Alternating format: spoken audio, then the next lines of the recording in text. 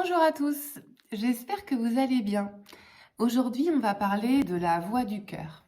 Alors, quand je parle de la voix du cœur, c'est oser ouvrir son cœur et oser montrer sa vulnérabilité.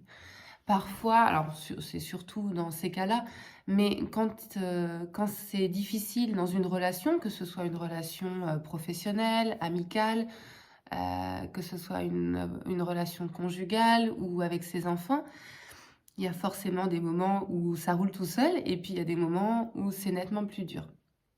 On est plus fatigué, émotionnellement, voilà, on est plus fragile.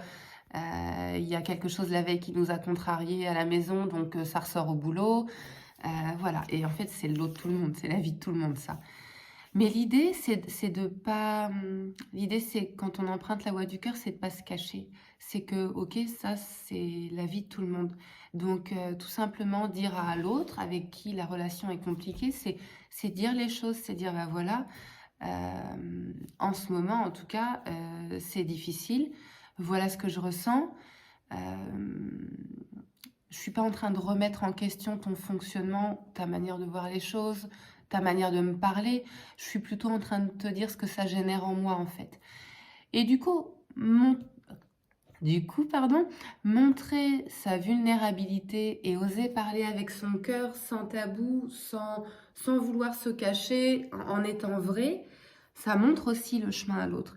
Et, et l'autre se permet, du coup, de dire vraiment ce qu'il y a à l'intérieur. Et c'est comme ça que les plus belles relations, elles naissent. Encore une fois, privées ou professionnelles, des relations authentiques, vraies, elles passent par ça. Elles passent par être complètement honnête avec ce qu'il y a à l'intérieur et qui doit s'exprimer, hein. Parce que quand on dit A et qu'on ressent B, il y a quelque chose qui dénote et l'autre en face, inconsciemment ou consciemment, il le ressent et c'est la relation qu'empathie. Donc le fait d'être complètement transparent et honnête et avec ce qu'on ressent pour soi et pour l'autre, c'est vraiment aidant. Voilà, c'était le petit conseil du jour. Bonne journée!